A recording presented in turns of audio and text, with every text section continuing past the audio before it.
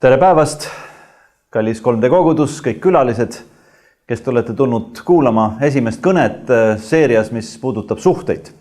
Minu nimi on Meego Rämmel ja ma tunnistan kohe ausalt üles, et ma ei ole suhete ekspert, ma ei ole abielu ekspert ja kui te seda ei usu, siis küsige mu naiselt Eelikalt, tema teab, et ma ei ole ekspert.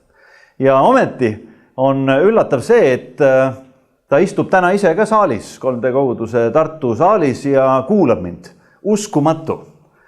Veel uskumatum on see, et ta on talunud mind ära kõik need peaaegu 28 aastat, mis me oleme olnud abielus ja on jäänud ikkagi minu kõrvale. Ja kõige uskumatum on tegelikult see, et kui me täna vaatame tagasi oma elule, siis me mõlemad tunnistame seda, et me oleme täna tugevamas suhtes kui 28 aastat tagasi, kui me alles abiellusime. Ja me võime seda ka öelda, et me oleme kõigest läbi läinud, me oleme jaganud kõike, oleme kogenud kõike, mis me elus on olnud, jagades seda nii heas kui halvas. Ja ma olen pidanud tunnistama isegi seda, et me oleme läbi kukkunud, me oleme ebaõnnestunud. Ja ma arvan, et mu naisel oleks olnud mitmeid kordi võimalus ka näidata mulle lihtsalt punast kaarti ja saata mind nii-öelda väljakult ära. Aga ta ei ole seda teinud. Ja ta on jäänud minule truuks, ustavaks, ta on olnud mu kõrval ja me võime olla õnnelikud selle juures. Alles päev tagasi me vestlesime Eelikaga sellest, et mis siis paneb inimesi tegelikult lahku minema. Mis paneb inimesi lahutama.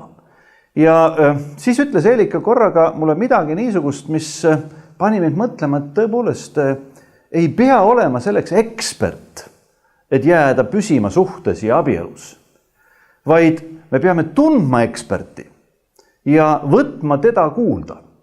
Sellepärast, et Eelik ütles niimoodi, et kui inimese elus ei ole enam oluline see, mida Jeesus on õpetanud abielust ja mida Piibel räägib abielust, siis tahes või tahtmatult, varem või hiljem võib inimesel tekkida see tunne, et kas on üldse mõtet panustada sellesse suhtesse? Kas on mõtet üldse pingutada selle nimel? Võib lihtsalt lasta selle minna ja minna nagu kergema vastupanu teed, et otsida midagi paremat, kedagi uut ja ehitada üles midagi muud. Aga Eelik on jäänud selle juurde, et ta toetub mitte ainult sellele usule, sellele lootusele, selle armastusele, mida mina temast suudan äratada, vaid ka sellele usule, sellele lootusele, selle armastusele, mida looja temas on äratanud. Ja see on hoidnud teda meie abielus koos. Ja see on hoidnud mind tema juures. Ja see on hoidnud meie abielu üheskoos. Ja sellepärast võib tegelikult täna öelda nõnda, et abielu on tugevam ja suhted on lahutamatud siis, kui need tuginevad mitte ainult sellele, mida me suudame teineteisele olla ja tähendada, vaid mida Jumal meie ellu toob ja kingib. Abieludes me rääkisime enam-vähem kõik läbi, mida me oskasime Eelikaga enne, kui me siis sellesse abiellu astusime. Ja me leppisime kokku ühe asja. Ja me leppisime kokku selle, et lahkuminek ei ole meie jaoks kaalutav variant. Et kui tulevad mingid probleemid, kui tulevad raskused, kui tulevad niisugused hetked, kus tegelikult me tundub, et see teine on täiesti võimatu inimene. Et me siis ei pöördu mitte teineteise vastu, vaid me pöördume koos selle probleemi vastu, mida me kohtame. Ja see on hoidnud meid tegelikult koos. See on hoidnud meid selles, et me oleme alati koos võidelnud läbi nendest asjadest.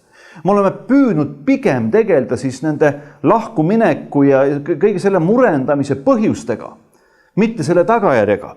Ja me ei ole püüdnud nagu abielu suhtest välja murda, vaid tegelikult sellele veel sügavamalt sisse murda, selle sisse minna nõnda, et tõepoolest seal tuleks esile see parim, mida Jumal on mõelnud ja mida me ise unistame.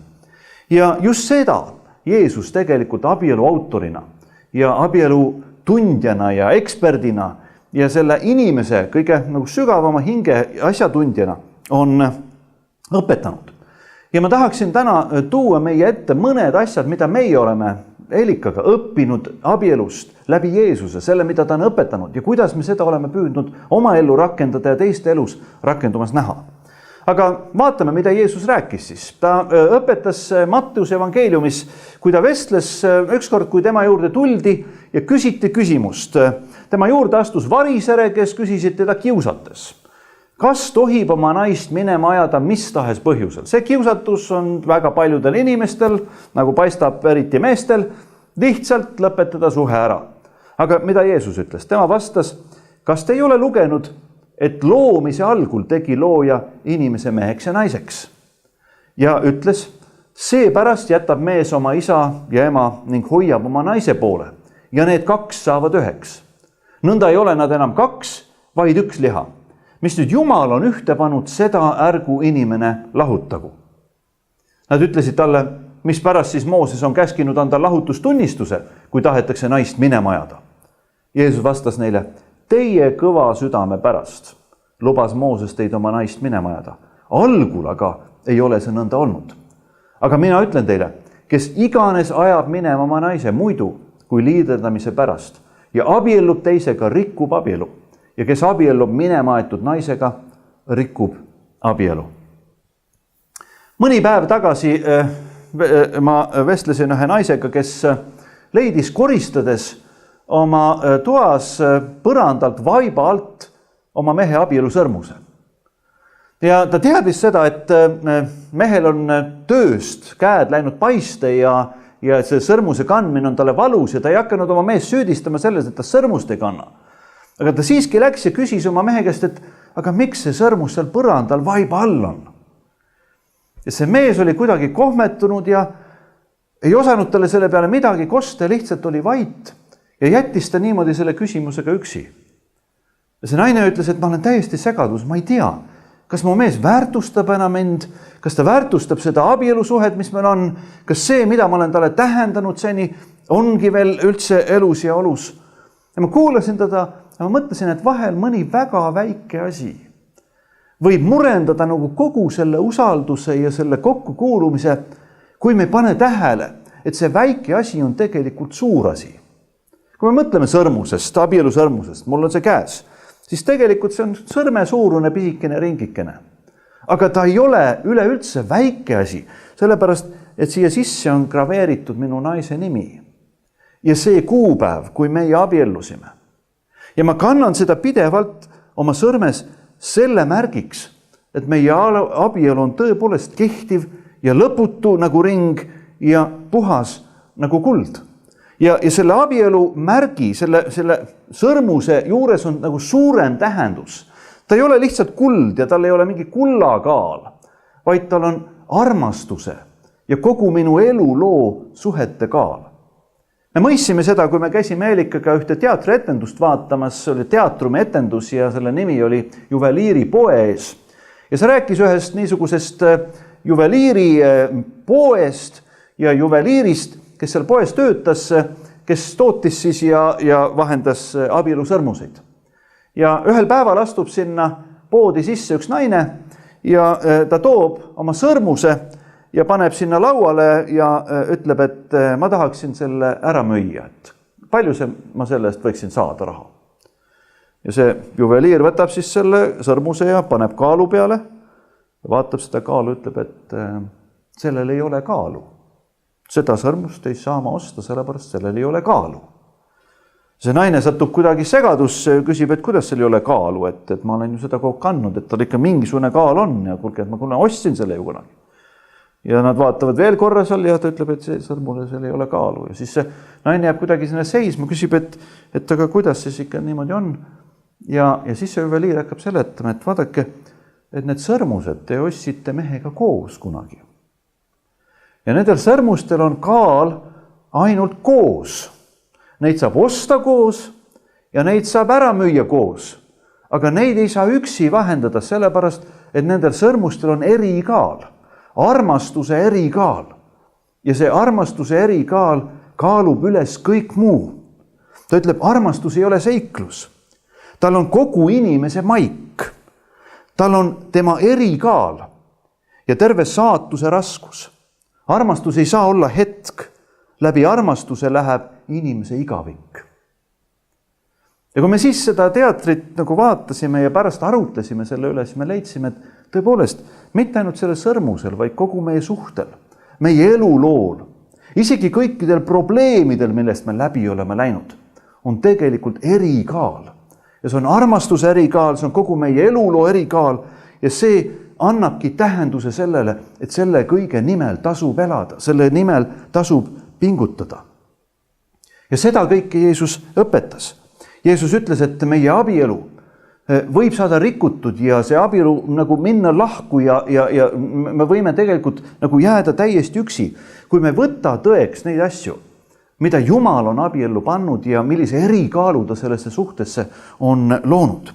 Ja ma tahaksin esile tuua täna 3 asja sellest loetud piiblitekstist, mida Jeesus ütles. Ja esiteks, ta ütles seda, et kui me arutame selle üle, et kuidas see suhe on ja kuidas inimene suhtesse läheb ja kuidas suhtes on ja kas ta võiks seda suhet lõpetada ja kas ta võiks sellest nagu lahkneda ja ära minna, et küsimus ei ole mitte selles, mis seda lahutust nii-öelda põhjustab, vaid küsimus selles, kas me saame aru, mida looja on algselt mõelnud abieluga ja mehe ja naise vahelise suhtega. Ta ütleb, kas te ei ole lugenud seda, et looja alguses lõi inimese meheks ja naiseks ja soovis, et nad oleksid üheskoos, et nad oleksid ühiselt kokku kuuluvad, nad saaksid üheks.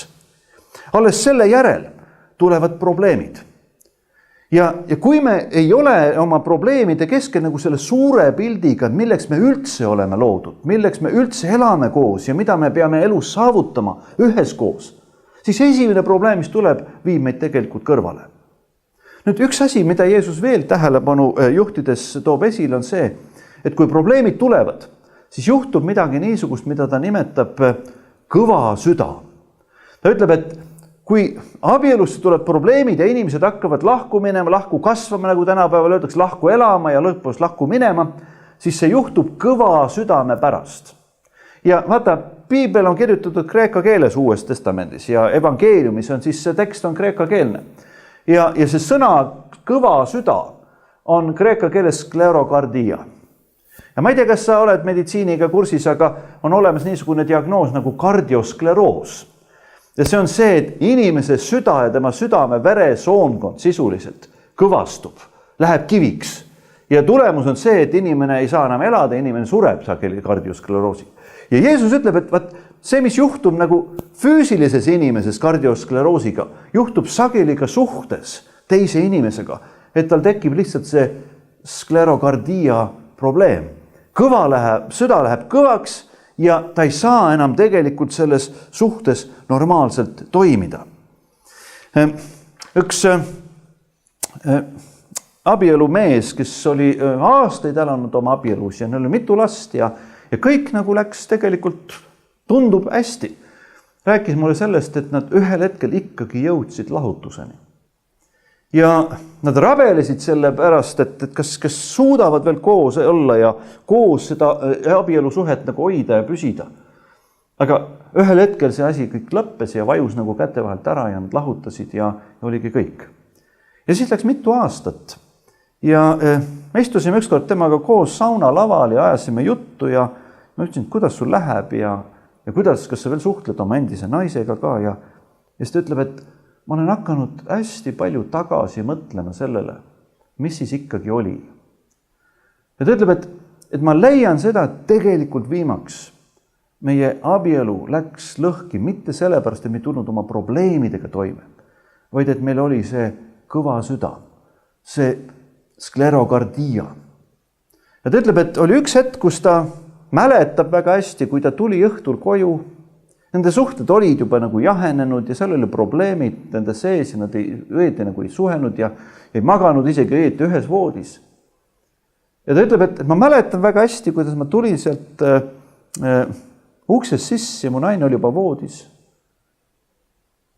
Ja see naine nagu vaatas mulle voodis otsa ja ma sain aru, et tegelikult on ta valmis selleks, et ma tulen tema juurde.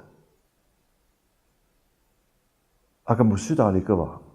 Ja mõtlesin, et ma ei tee seda. Ja see oli viimane kord, kus neil tegelikult niisugune läheduse hetke võimalus oli. Ja nad lahutasid. Ja läks mitu aastat ja kui nad said naisega kokku, siis ta ütles, et nad hakkasid rääkima oma vahel. See naine ütles, et mul oli veel üks hetk, kus ma mõtlesin, et kui sa tänasel õhtul tuled minu juurde, et siis ma ei lahuta. Ja see oli see sama hetk, kus ta oli voodis ja mees tuleb koju ja ta vaatab talle otsa ja ta ootab, et kui sa täna tuled, et siis saab kõik korda. Ja see mees sai aru, et tegelikult ta lõhkus oma abielu ühe asja pärast ja see oli tema südame kõvadus. Ta otsustas seda mitte teha, mida teine ootas. Kui me Eelikaga abiellusime, siis me otsustasime kohe algusest peale, et me mitte kunagi ei maga eri voodites, kui see vähegi on füüsiliselt võimalik, kuskil reisil, ma ei tea, kui ei ole võimalik reaalselt. Me magame alati ühes voodis. Sellepärast, et me saime aru, et see sklerokardia, isegi kui me lähme tülli ja tekivad probleemid, võib lämmatada meie suhte, kui me eemaldume, kui me võõrandume. Ja me jääme teineteisele kaugeks. Algus magame eri voodites, siis eri tubades, siis eri korterites ja siis eri inimestega. Ja küsimus ei ole mitte selles, et sellel ei oleks rohtu, vaid et me ei taha seda rohtu võtta. See sklerokardia diagnoos on nagu selline, mis vajab tegelikult ravitsemist juba meie enda sees. Ja nüüd sellepärast Jeesus ütlebki, et kui me tegeleme abielu küsimuste, kui me tegeleme suhete probleemidega, et me peame algama enne sealt, kus on Jumal, mida Jumal on mõelnud. Ja kui Jumal ütleb, et sinu südames võivad olla probleemid, sinu süda on kõva, et siis tegelikult kõik need inimestevahelised suhted ka ei toimi normaalselt. Meie elu viimseks eesmärgiks on ju tegelikult suhted. Jumal on loonud meid mitte üksinduseks. Jumal ütleb isegi loomiseloo alguses kohe, et inimesel ei ole hea üksi olla. Jumal on loonud meid suhte jaoks Jumalaga ja suhte jaoks teise inimesega meie kõrval. Ja need on ainsad asjad, mida tegelikult igavesti meil on kingitud. Kõik muu, isegi see sõrmus, see kuldne sõrmus jääb siia maisesse maailma maha. Ainukene, mille ma saan kaasa võtta, on suhe Jumalaga ja suhe nende inimestega, kes koos Jumalaga minu elus on. Ja kui ma nende asjade nimel ei pinguta, kõike muud ei panusta ja jään oma südame kõvaduse külge, siis tegelikult ma kaotan selle kõige tähtsama, kõige väärtuslikuma. Juba enne abiellumist ma lugesin raamatuid ka selle kohta, et mida siis nagu õppida ja mida peaks tegema siis selles suhtes, et see paremini püsiks. Ja ma mäletan, kui ma neid raamatuid lugesin, mul tekkis nagu hirm, et äkki ma ei suuda kõike seda teha. Äkki ma ei tule toime sellega ja ma rikun selle abielu ära ja rikun oma naise ära ja lõpuks ongi niimoodi, et oleme mõlemad õnnetud. Ja mõtlesin, et Jumal, kuidas ma suudan toime tulla 50 aastat, 60 aastat pean elama ühe selle sama inimesega koos, et ma ei tea, kas ma olen suuteline selleks. Ja ma mäletan, et ma niimoodi mõtlesin ja palvetasin, et ühes raamatus ma leidsin ühe lause, mis lahendas minu jaoks selle probleemi. Ja see autor ütleb niimoodi, et armastada tähendab tahta koos elada. Armastada tähendab tahta koos elada. Ja siis ma mõtlesin, et ja tõepoolest, ma tahan Eelikaga koos elada. Ja kui me läksime altari ette, siis me käest küsiti, kas sa tahad võtta oma naist, elada temaga, armastada teda rohkem kui ühtegi teist inimest ja kuni surmani jääda tema kokku. Ja me mõlemad ütlesime, jah, me tahame seda. Ja kui meil on tekkinud probleemid, siis me oleme ikka jälle tulnud tagasi selle juurde, et tegelikult me tahame koos olla. Tegelikult me tahame koos edasi minna. Ja niimoodi me oleme sellest kõigest läbi tulnud, sest me oleme tahtnud ja uskunud, et see on võimalik. Jeesus ütleb, et kõik on võimalik sellele, kes usub. See lause on nii totaalne ka nende suhete kohta, mis on armastuses ja abielus. Kui me tahame ja me usume seda, et see on võimalik, siis see tegelikult on võimalik. Abielueelses nõustamises sageli paaridega vesteldes ütlen ma neile nõnda. Kui me räägime kriisidest, kui me räägime probleemidest, kui me räägime konfliktidest ka ja arusaamatustest, et kui teil tekivad elus sellised probleemid, et te jõuate sinna välja, et te ei tule enam ise toime, te ei saa hakkama ja te mõtlete, et me ei tulegi nagu välja sellest asjast, siis tulge räägime uuesti. Saame kokku, kui ma vähegi olen elus, tule räägi minuga uuesti. Väga vähesed on tulnud. Ja ma tohutult hindan neid paare, kes on otsustanud, et nad ei jää oma probleemiga üksi. Nad tahavad sellest välja tulla, nad usuvad, et kõik on võimalik sellele, kes usub. Ja nad tulevad ja me räägime need asjad lahti. Aga on olnud ka neid, kes on pärast hiljem tulnud ja on öelnud, ma tegin vea. ma teadsin küll, ma mäletasin, et ma oleks pidanud rääkima sellest, aga me läksime oma teed, me ei tahtnud sellest rääkida, me loobusime sellest võimalusest ja täna me oleme lahus. Hea on teada, et Jumal usub sinu abiellu.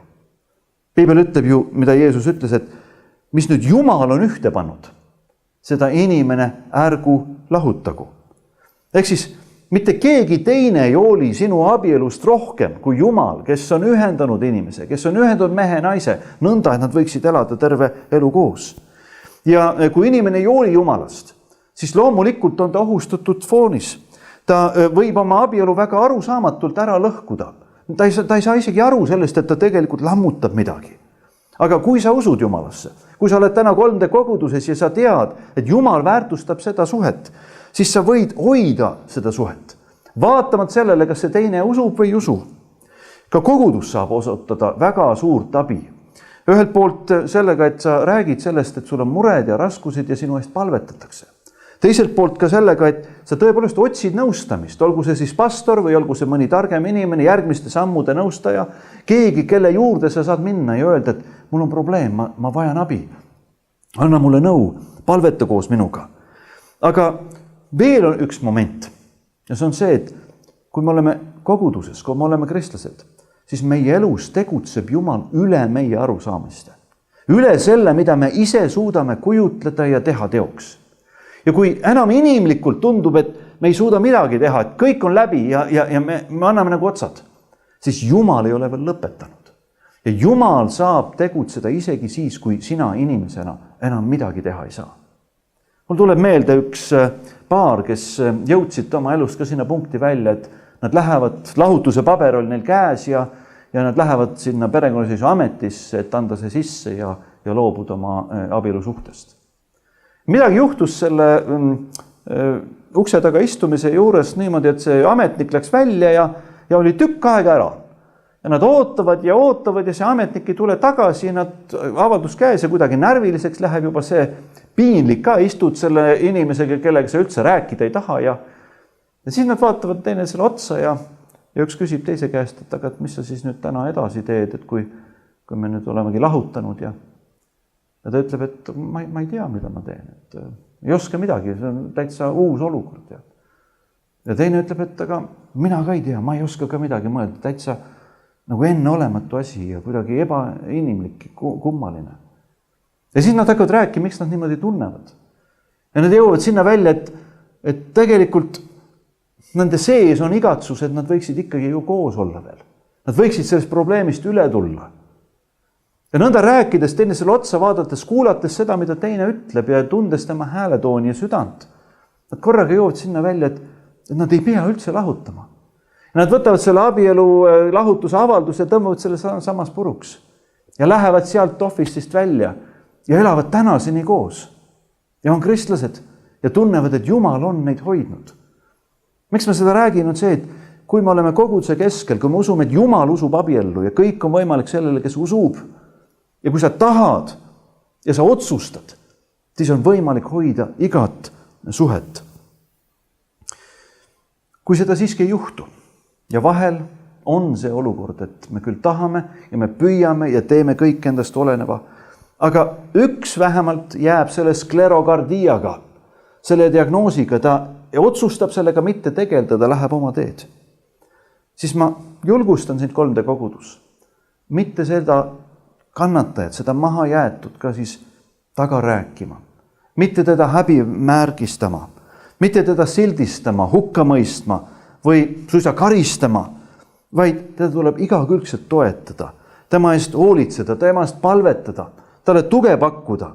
Ja nagu Jeesus õpetab ka, et selle taevase meelevallaga talle vabanemist kuulutada.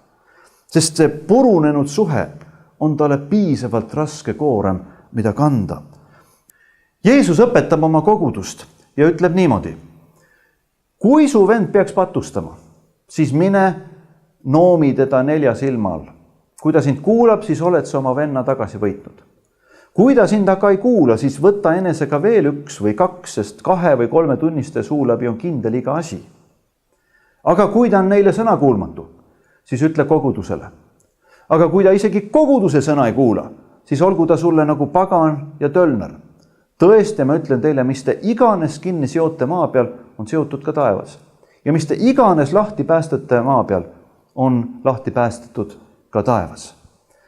Tõesti, taas ma ütlen teile, kui iganes maa peal 2 teie seast on ühel meelel mingi asja suhtes, mida nad iganes paluvad, siis nad saavad selle minu isa käest, kes on taevas.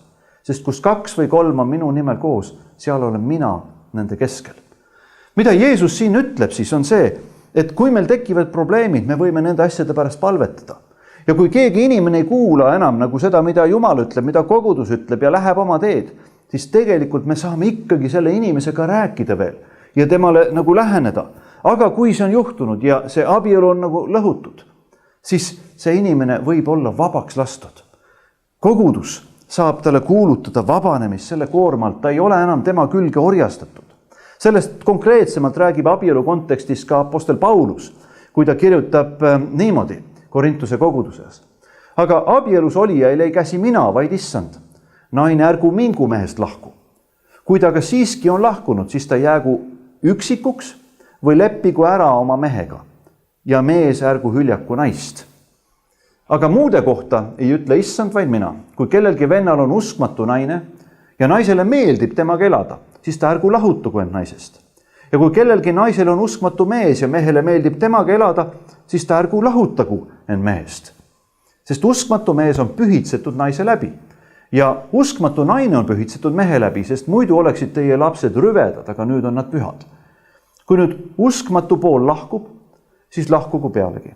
Sellistel juhtudel ei ole vend ega õde orjastatud. Jumal on teid kutsunud elama rahus.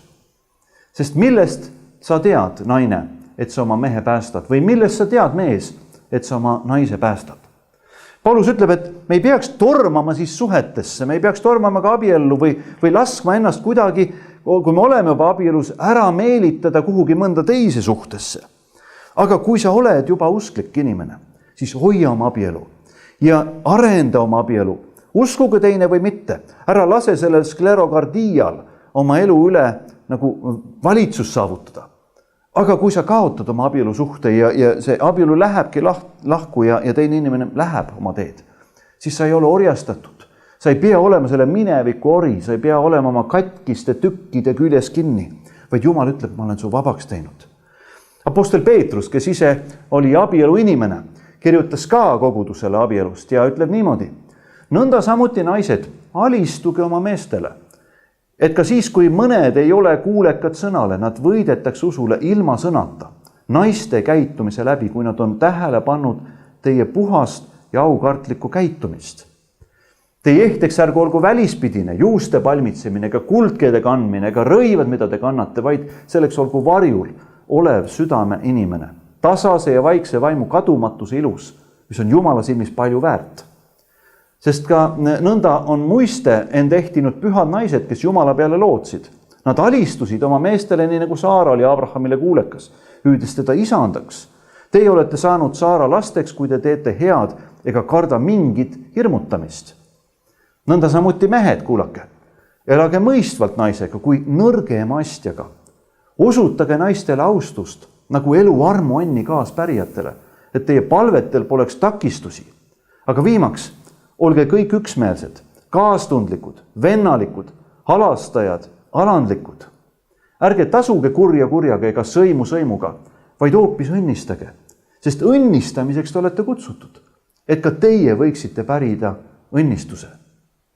Peetrus saab väga hästi aru, et abielus võivad suhted minna ka kibedaks ja me hakkamegi nagu teisele kätte maksma ja teeme kuidagi nagu need suhted keeruliseks. Aga ta ütleb, et sa võid õnnistada teist. Sa võid jagada talle oma parimad, isegi kui ta ei ole usklik. Ta ütleb, et naised võivad oma eluga võita need mehed Jumala juurde ja selle abielu suhtesse tagasi, selle armastuse juurde. Ja täpselt samamoodi mehed, koheldes oma naist kui õrnemat poolt, kui niisugust habrast ja väga väärtuslikku, siis see suhe võib muutuda, paremaks minna. Vahel on vaja selleks, et inimesed parandaksid oma suhteid. Nagu lihtsalt seda arusaamist, et ma pean avanema teisele, et ma pean olema avatud ja olema valmis talle nagu lubama seda, et ta tuleb ja jõuab minuni. Mõni nädal tagasi ma olin lihtsalt tänaval liikumas ja üks mees peatas mind kinni ja ütles, ma tahan teile midagi öelda. Ja ta ütleb niimoodi, et ma tänan teid, et te andsite mulle mõni aasta tagasi nõu oma abielu siiski veel hoida. Ja minna ja teha oma süda lahti ja avada ennast oma naisele. Ja mul hakkas siis kuidagi läbi udu meelde tulema, et tõepoolest see mees on tuttav mulle ja tõepoolest ta käis mu jutul ja see suhe oli keeruline ja seal oli nagu palju küsimusi ja probleeme. Aga ma ütlesin, et mine ja ava ennast talle. Ava ennast sellele naisele ja räägi, mis su südame peal on. Ja siis ütleb, et ma tänan selle eest, sellepärast, et meie oleme täna õnnelikus abielus, me oleme koos. Ja kui ma teid nägin, ma mõtlesin, ma tahan teile seda öelda, et te aitasite mind edasi. Küsimus ei ole, mida mina tegin, vaid küsimus selles, et Jumal sai kasutada seda sõna, et ole lihtsalt avatud sellele, et see suhe võib muutuda. Ma olen näinud kõik võimalikke abielu purunemise põhjuseid. Ja on väga raskeid põhjuseid ja on igasuguseid asju, mis on tegelikult inimeste eludes probleemiks. Aga ma olen näinud seda, et kõigest on võimalik tegelikult läbi tulla ja välja tulla. Uskuge, kõikidest probleemidest, mida abielus võib tulla ette, on võimalik välja rabelda.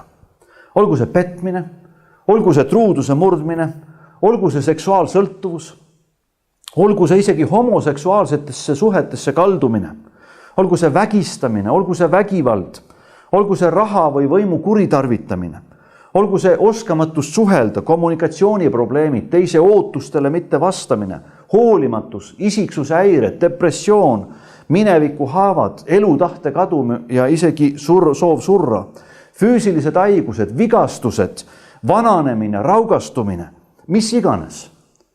Pidage meeles, mida Jeesus ütles, kõik on võimalik sellele, kes usub. Ära kujunda oma suhet selle järgi, mida sa loed elu 24. Ära kujunda oma lugu selle järgi, et keegi teine läks lahku ja ei hooli enam ja saab edasi oma elus minna.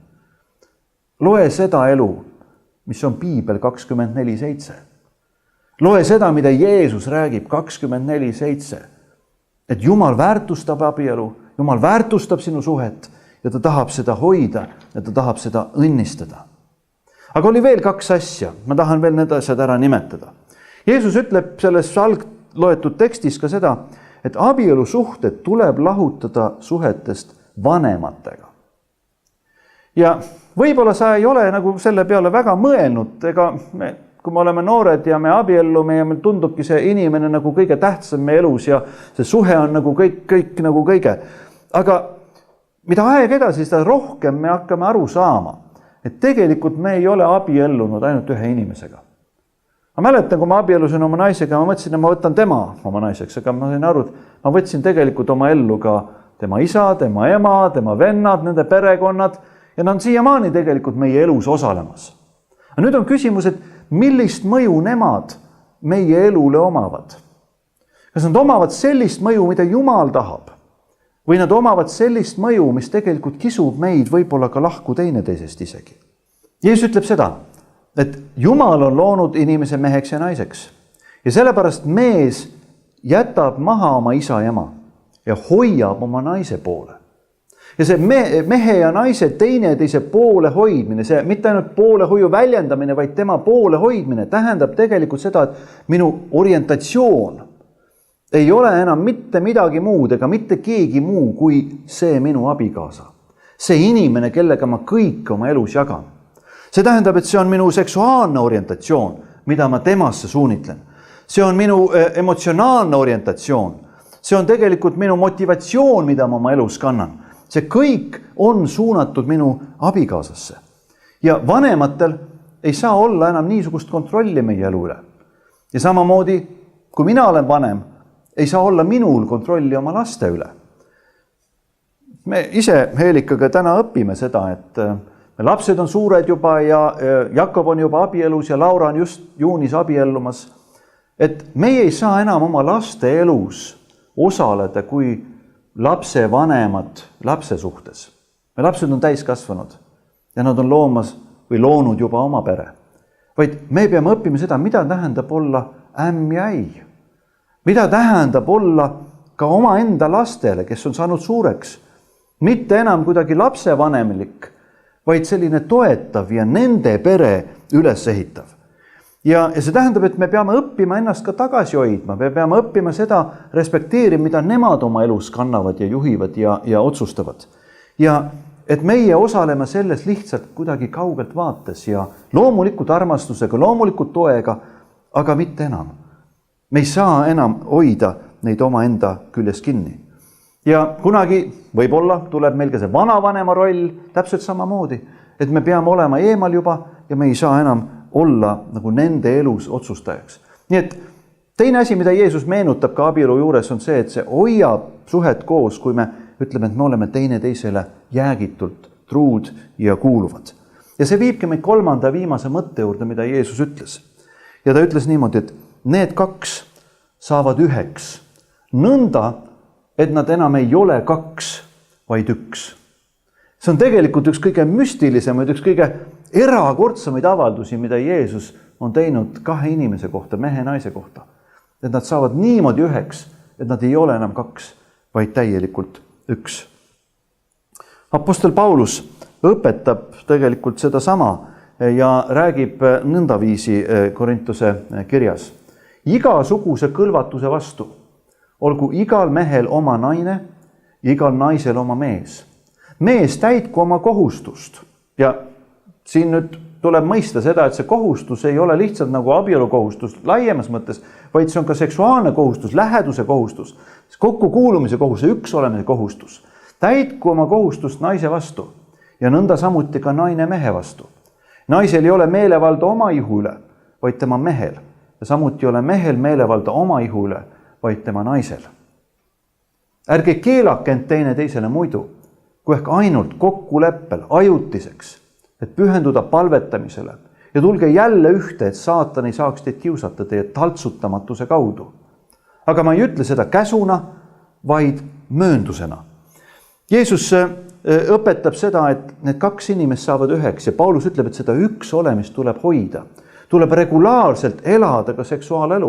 Tuleb hoida seda ühtsust, seda lähedust. Ja mitte ainult füüsilises mõttes, vaid ka hingelises mõttes, et inimesed hoiavad teineteist. Paulus ütles ka väga huvitavalt, et kui me seda ei tee niimoodi, et siis saatan hakkab meid kiusama ja me oleme kuidagi haavatavad ja kiusatavad. Ja seda on iga mees tundnud ja seda on kindlasti iga naine tundnud, et tulevad tegelikult ka kiusatused. Aga Jeesus õpetab ka seda, et nende kiusatuste suhtes on meil tegelikult meelevald üle saada. Jeesus õpetab oma kõige tuntumas jutluses, mäejutluses seda, et te olete kuulnud, et on öeldud, sa ei tohi abielu rikkuda. Õige? Aga mina ütlen teile, ütleb Jeesus, iga üks, kes naise peale vaatab teda imustades, on oma südames temaga juba abielu rikkunud. Kui su parem silm ajab sind patustama, siis kisu ta välja. Heida minema, sest sul on kasulikum kaotada üks osa oma kehast, kui lasta kogu keha heita põrgusse. Ja mida Jeesus siis õpetab on see, et kui tulevad niisugused kiusatuse hetked, siis tegelikult me peame otsustama läbi lõigata sellise vaate isegi, kus ma meelisklen kuidagi kellegi teise peale vaadates, kas seksuaalses himus või selles mõttes, et äkki ta on mulle parem kui minu oma abikaasa. Ära lahuta meelt abielu rikkudes, vaid paranda meelt abielu parandades. Jeesus ütleb, et mees peab hoidma oma naise poole ja naine peab hoidma oma mehe poole ja see ongi see üksteise hoidmine, aga selles on suhte ja abielu hoidmine. Olin ühel koolitusel, mida pidas Soome tuntud filosoof Esa Saarinen ja ta rääkis sellest, et tal tuleb sageli üle maailma käia paljudel reisidel ja pikkadel reisidel ja tema naine, kes töötab Soomes haiglas, on tegelikult eemal ja ta peab olema üksi. Ja ta ütleb, et see naine on talle special lady, ta on temale nii special, et ta on talle kõige tähtsam ja kõige olulisem elus.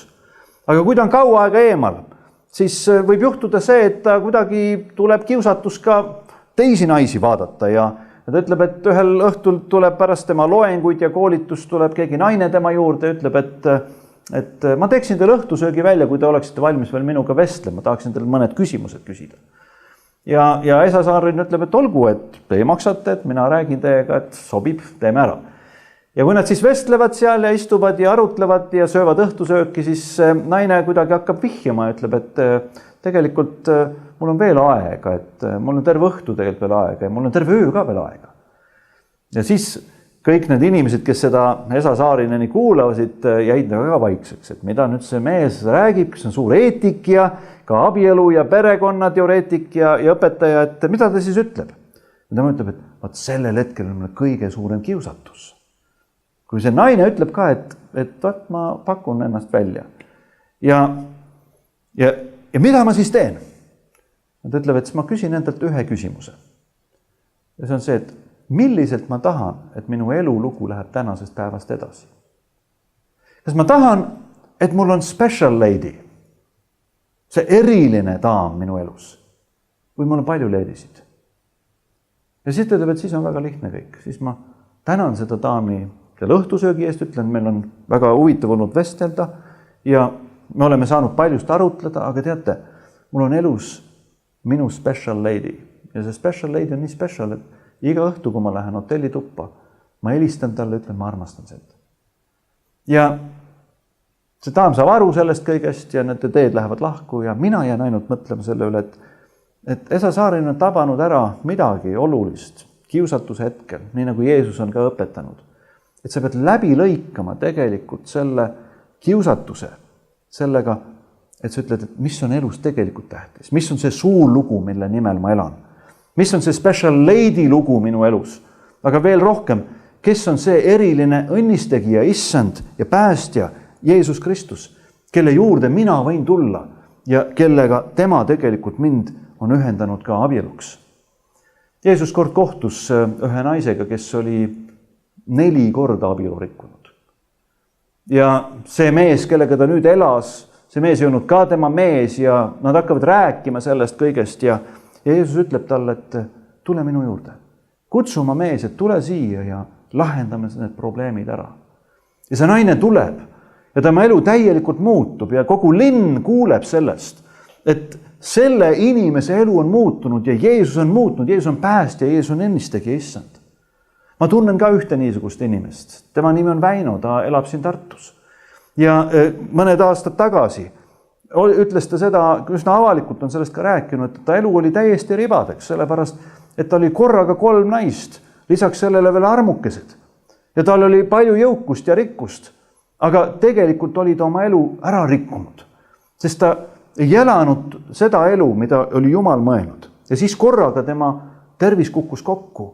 Ja siis tegelikult öeldi talle, et tal on jäänud elada võib-olla ainult mõni nädal, sellepärast, et tal on nii raske haigus. Ja siis ta hakkas appi hüüdma Jumalat ja ütles, et Jumal, päästa minu elu. Ma tahan kõik ümber muuta.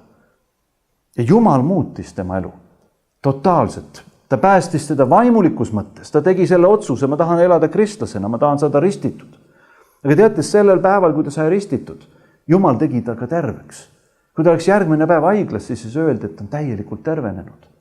Ja nüüd on sellest mitu aastat juba läinud ja ta on käinud pidevalt järelkontrollis ja ta on öeldud, sa oledki täielikult terve, Jumal tegi sind terveks. Aga mitte ainult selles füüsilises vaimus, vaid see mees ütles mulle, et ma tahan oma eluga tegelikult terveks teha. Ma tahan minna tagasi oma naise juurde, selle juurde, keda ma esimesena kunagi võtsin ja kellega ma abielusin. Ja ma tahan paluda temalt kõik andeks ja öelda, et ma olen muudetud mees. See naine alguses ei suutnud seda uskuda, ta ütles, et sa oled seksisõltlane, sa oled inimene, kes on tegelikult kogu aeg elanud teistsugust elu. Aga ta ütleb, et Jeesus on mind muutnud, anna mulle võimalus näidata seda mulle. Ja teate, mis juhtus? Läks 5 aastat aega, see naine tuli ka usule. Sellepärast, et tema elu muutus samamoodi, seda vaadates, mida Jumal oli teinud Väino elus. Ja täna nad on koos, nad on uuesti abiellunud, nende pere on tulnud usule. Ja nad on leidnud seda, et Jumal on neid muutnud. Kui sa oled täna probleemides, kui sa oled raskustes oma suhetes, siis on üks lahendus ja see on see, et sa ei pea olema üksi. Inimesel ei ole hea üksi olla, ütles looja. Tule minu juurde, ütleb Jeesus. Tulge minu juurde kõik, kes te olete vaevatud ja koormatud ja mina annan teile hingamise. Need on Jeesuse tõotuse sõnad. ja ta soovib seda sinuga jagada. Üsna pea kohe ma lõpetan. Aga mõtle seda, et täna on sul võimalus astuda Jeesus juurde just sellena, kes sa oled. Tulla tema ette ja öelda, et siin ma olen. Kõigi nende suhetega, kogu selle minevikuga, mis mul on. Kõigi nende probleemidega. Aga ma tahan sinu plaani võtta vastu oma ellu. Seda, mida sina oled teinud minu elus. Ja seda, mida sa ootad veel teha. Jumal on üle kõige. Ja temal on sinu elu jaoks ka üks hea õnnistuse mõtte ja plaan. Võta see vastu täna Jeesuse Kristuse nimel. Aamen.